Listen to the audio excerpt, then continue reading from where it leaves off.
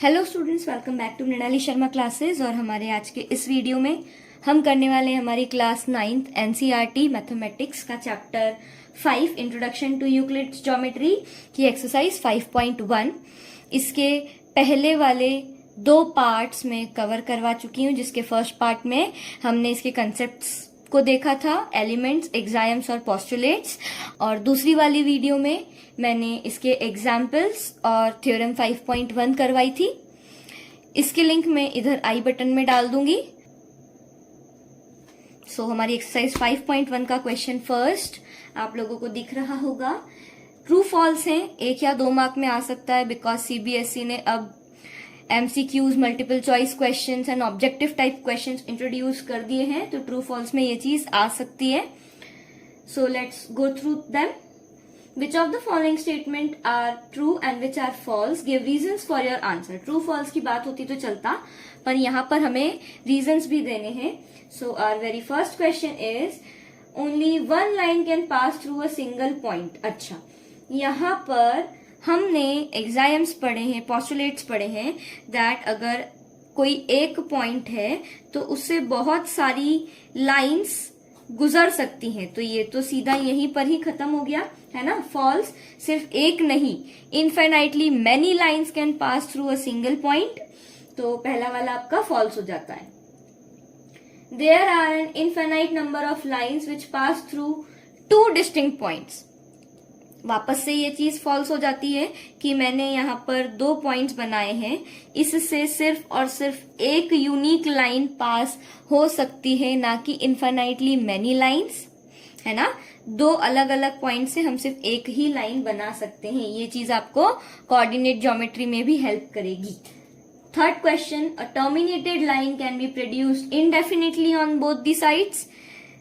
एक लाइन है टर्मिनेटेड, मतलब अभी मैंने इसे यहां तक ही बनाया, मैं इसको और आगे तक भी खींच सकती हूँ, तो यस आई कैन। तो ये वाला थर्ड वाला आपका ट्रू हो जाएगा।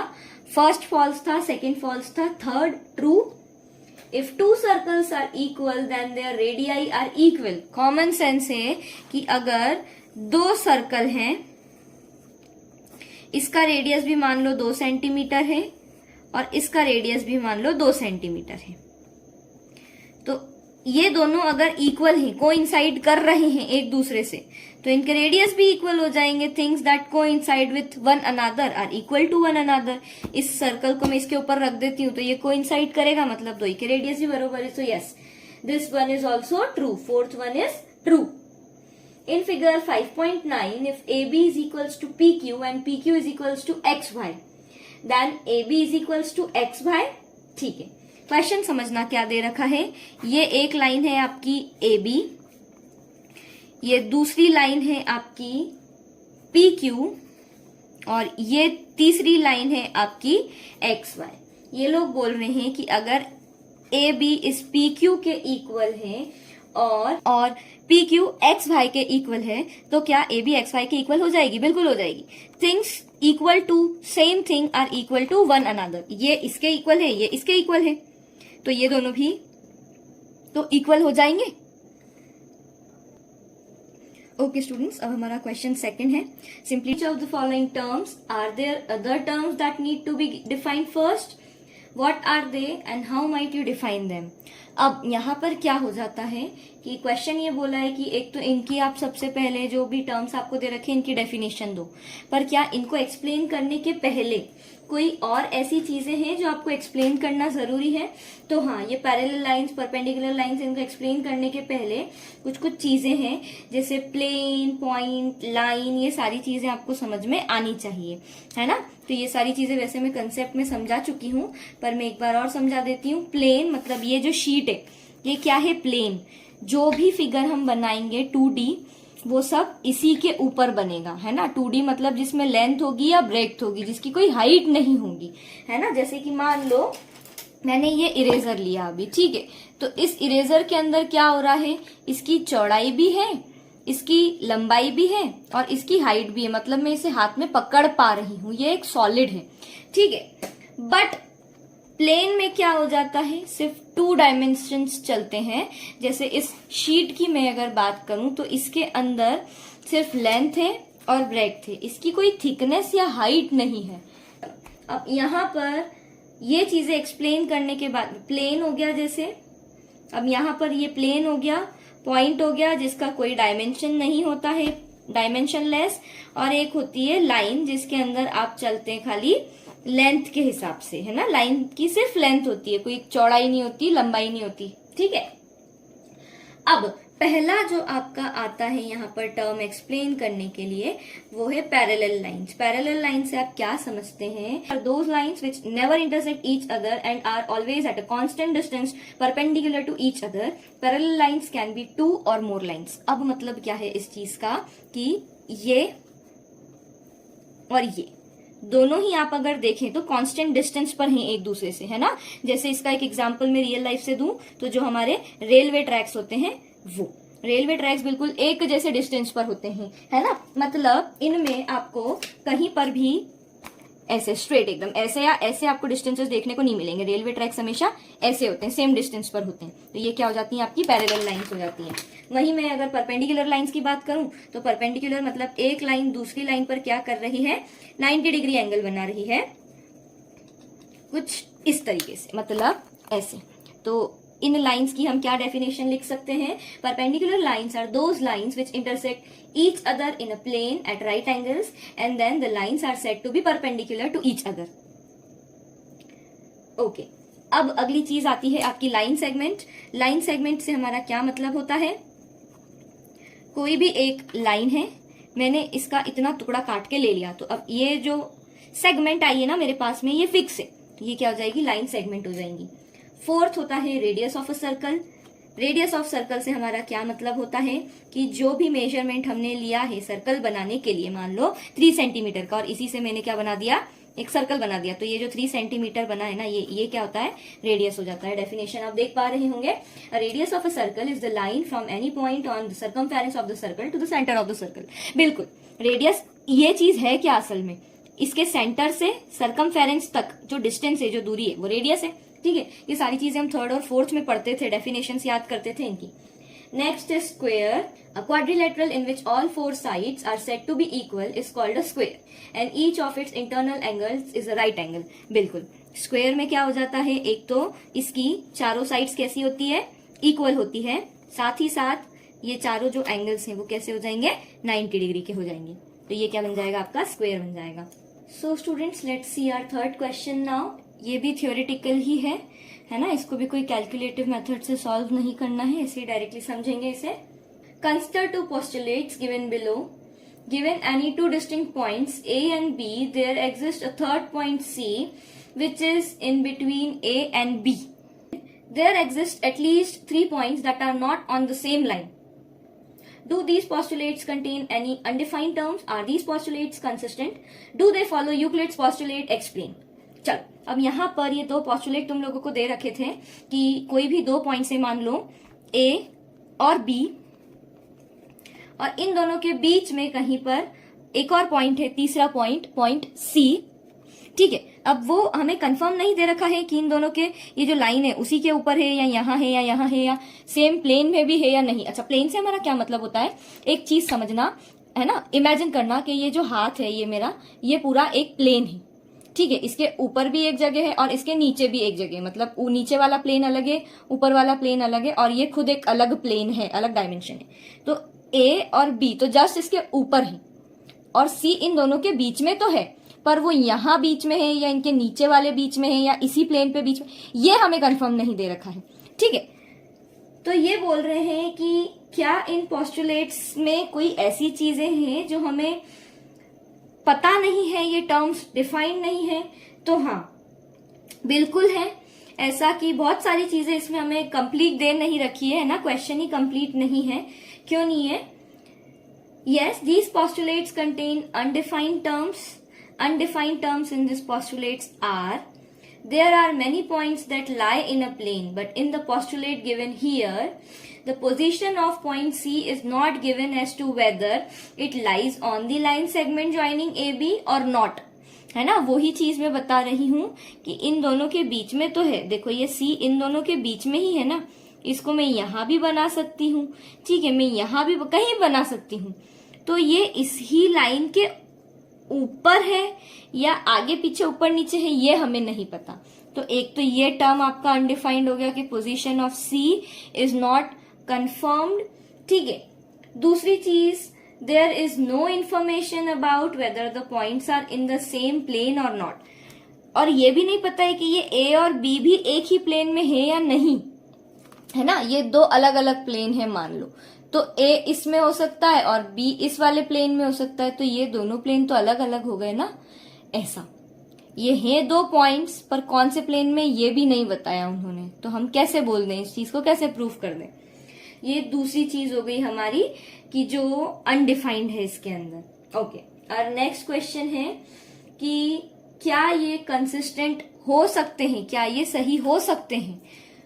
हाँ, बिल्कुल ये सही हो सकते हैं, क्योंकि हमें एग्जैक्ट नहीं दे रखा है। Yes, these postulates are consistent when we deal with these two situations. Point C is lying on the line segment AB in between A and B. Point C does not lie on line segment AB. देखो, दो चीजें possible है यहाँ से कि या तो ये C इसी के ऊपर लाई करे या ये C इसके ऊपर ना लाई करे। कंसिस्टेंट मतलब दोनों ही चीज पॉसिबल है, ऐसा। थर्ड क्वेश्चन है, do they follow Euclid's postulate. क्या ये जो पूरे स्टेटमेंट है ये यूक्लिड के पोस्टुलेट को फॉलो कर रहे हैं। No, they don't follow Euclid's postulate, they follow the axioms. Axioms अलग थे, पोस्टुलेट अलग थे, तो ये एग्जाइम्स को फॉलो कर रहे हैं, ना कि पोस्टुलेट को। तो यहां से थियोरेटिकल पार्ट खत्म। अब शुरू होता है सॉल्व करने वाली चीज। Fourth question, if point C lies between 2 points A and B such that AC is equals to BC, then prove that AC is equals to half AB. Explain by drawing the figure. है ना, ये question आ सकता है। इस question को हमें line draw करके proof करना है ना। ठीक है, क्या है, मान लो कि ये एक लाइन है AB, ठीक है, और इसी के ऊपर यहां सेंटर में लाई कर रहा है AC।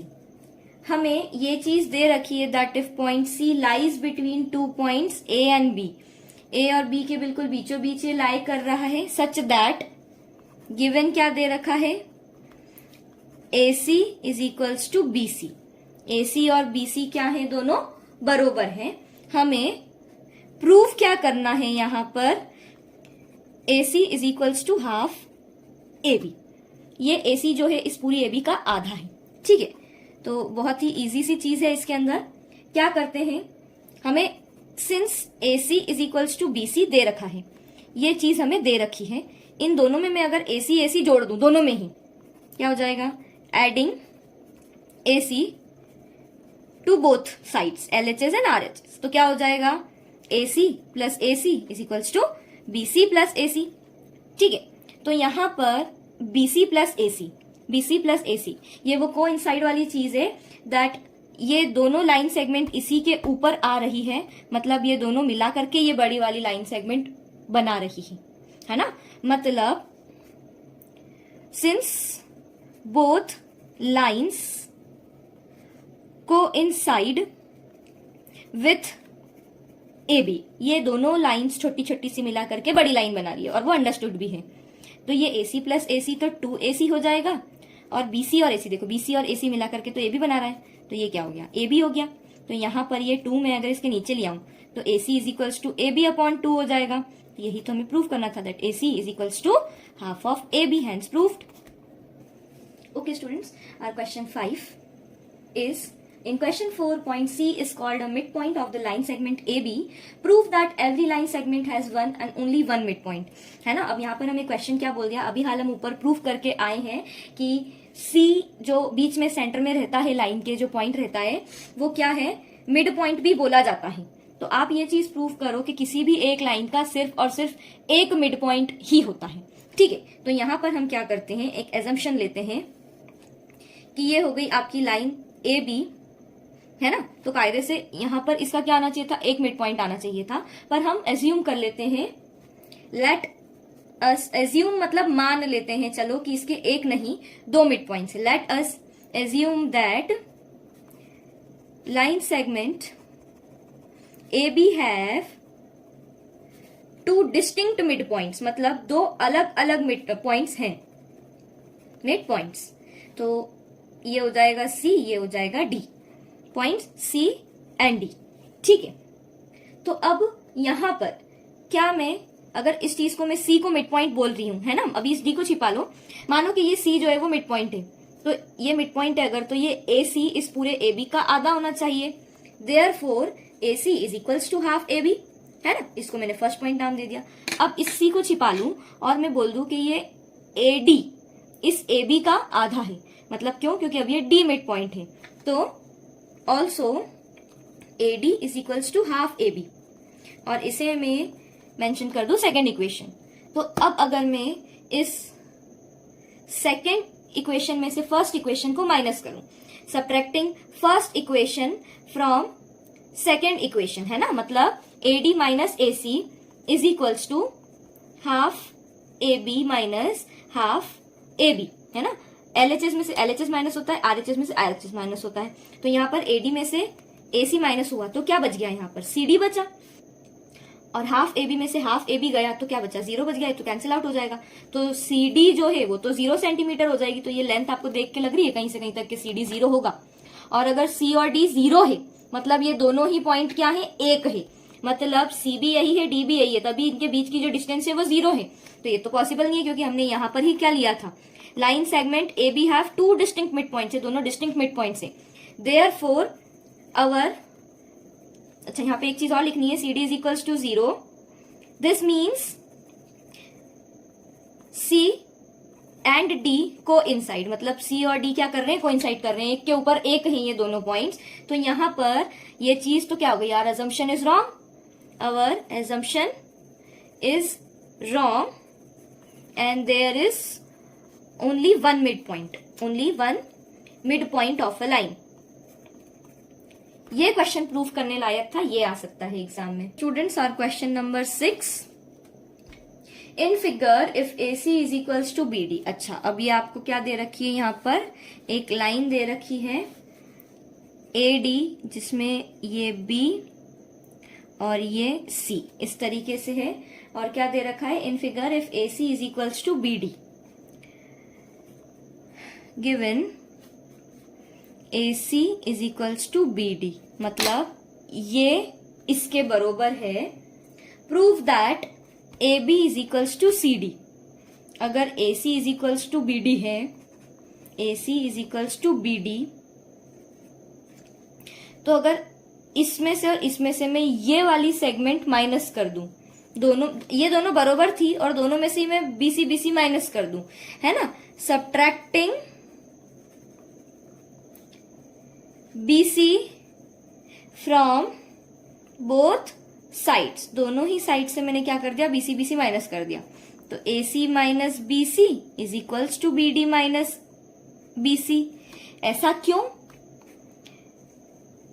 Equals are subtracted from equals, है ना, ये ऑलरेडी इक्वल था, इन दोनों में से ही मैंने इक्वल हिस्सा माइनस कर दिया, देन रिमाइंडर